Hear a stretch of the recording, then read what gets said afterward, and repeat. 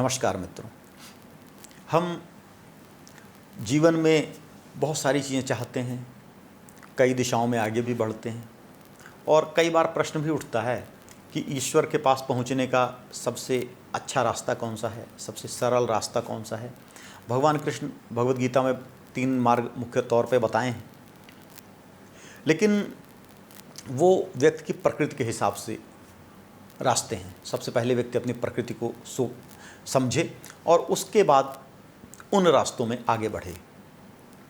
अब अर्जुन पूछते हैं कि श्रेष्ठ रास्ता कौन सा है, ज्ञानी श्रेष्ठ है, भक्त श्रेष्ठ है या कर्म करने वाला श्रेष्ठ है। भगवान कृष्ण कहते हैं कि तीनों रास्ते अलग हैं, तीनों व्यक्ति की प्रवृत्ति के हिसाब से हैं और ये तीनों रास्ते एक जगह आकर मिल जाते हैं और वह तीनों की का मिलन बिंदु होता है।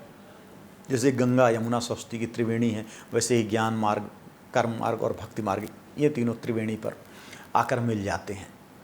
भगवान कृष्ण श्रेष्ठता की बात करते हुए बतलाते हैं कि कहीं से भी आप स्टार्ट कर सकते हो, लेकिन आप अगर ज्ञान से स्टार्ट कर रहे हो तो ज्ञानियों को समझना चाहिए कि श्रेयो ही ज्ञानम अभ्यासात ज्ञानात् ध्यानम विशिष्यते, ध्यानात् कर्म फल त्यागः त्यागात् शांतिरनंतरम। श्रेयो ही ज्ञानम अभ्यासात।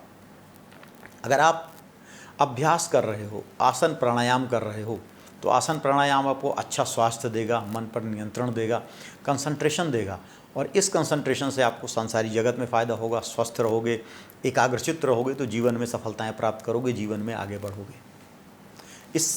इससे और आगे जाना है तो आपको ज्ञान मार्ग पर चलना होगा, आपको अपने अंदर की शक्तियाँ जागृत करनी होंगी।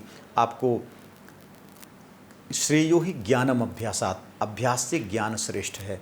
तो ज्ञान क्या है कि आप ध्यान लगाकर बैठो और ध्यान के लिए बैठो और आपको संसार का ज्ञान हो।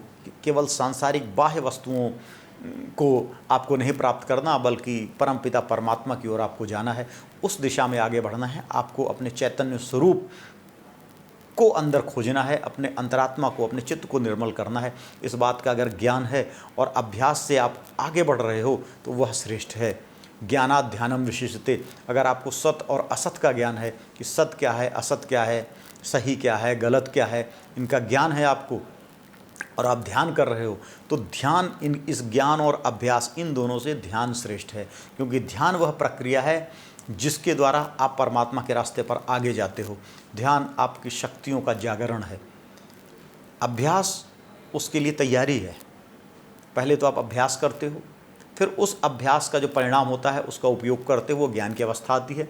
उसका जो उपयोग करने लगते हो तब वह ध्यान की अवस्था आती है और ध्यान में धीरे धीरे आप ध्यान करते करते, एकाग्रचित्त होते होते, तल्लीन होते होते आप समाधि की ओर बढ़ने लगते हो। तो वह ध्यान की अवस्था है जब आप ईश्वर का ध्यान करते हो। ध्यानात् कर्म फल त्यागः त्यागात् शांतिरनंतरम। ध्यान से कर्म फलों का त्याग श्रेष्ठ है। व्यक्ति जो भी कर्म करता है वो कुछ न कुछ फल प्राप्ति के लिए करता है और आप कितनी भी कोशिश कर लो, फलों से आपका मोह नहीं छूट सकता। फलों की इच्छा के बिना आप कोई काम कर ही नहीं सकते। यह अवस्था तभी आती है जब आप फल से असंतृप्त हो जाते हो, फल से आपका कोई रिश्ता नहीं रहता।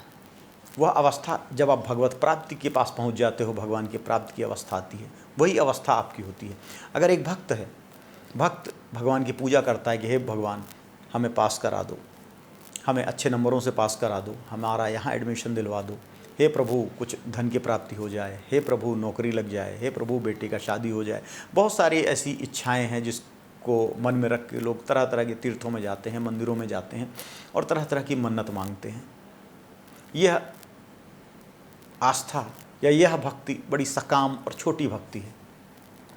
जब व्यक्ति इस भक्ति से ऊपर उठता है तो वह प्रभु की कृपा चाहता है, इससे ज़्यादा कुछ नहीं चाहता। वह प्रभु की कृपा चाहता है और उसे भक्ति में आनंद आने लगता है, वह उस आनंद का उपभोग करता है।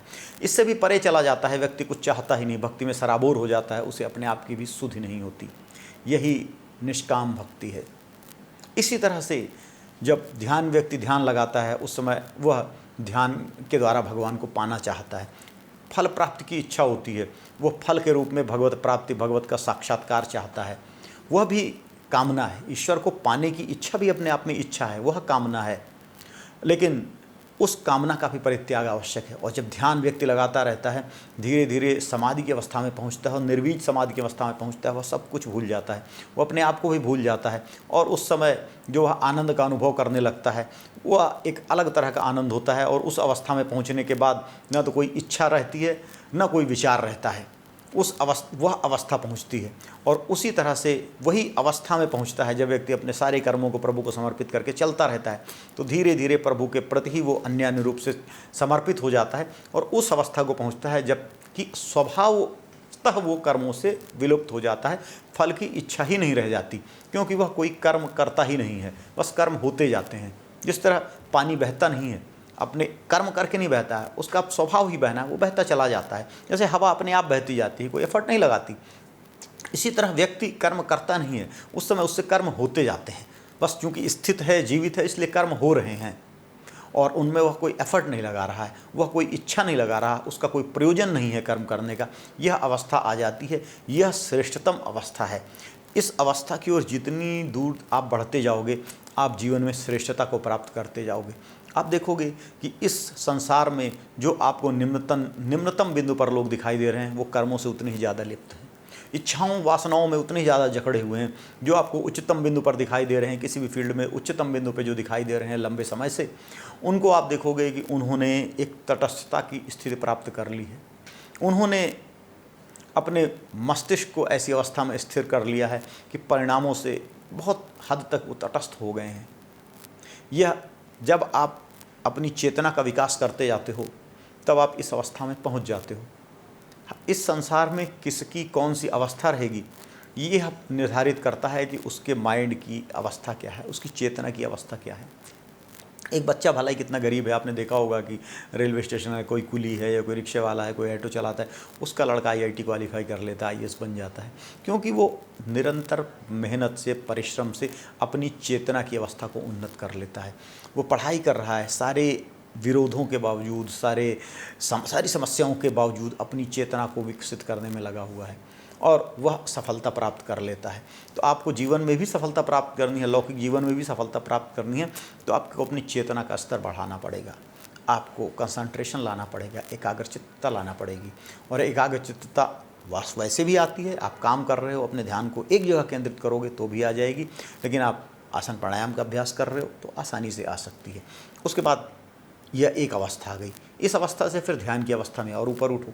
फिर उसके बाद से कर्म फलों का आप आत्यंतिक त्याग कर दो। जो परमात्मा को चाहने वाले हैं, परमात्मा की अवस्था में पहुंचने वाले हैं, वो फलों का आत्यंतिक त्याग करके निर्विकल्पक समाधि के द्वारा साक्षात्कार ब्रह्म का कर लेते हैं, ईश्वर का साक्षात्कार कर लेते हैं। वह निर्विकल्पक और परम अवस्था आ जाती है।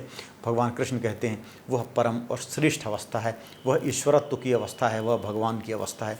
ऐसी अवस्था प्रत्येक व्यक्ति का लक्ष्य है। हर व्यक्ति को इसी दिशा में अग्रसर होना चाहिए। इस जीवन में वह जितना प्राप्त कर सके उतना ही उसके लिए श्रेष्ठ है। हरि ओम तत्सत।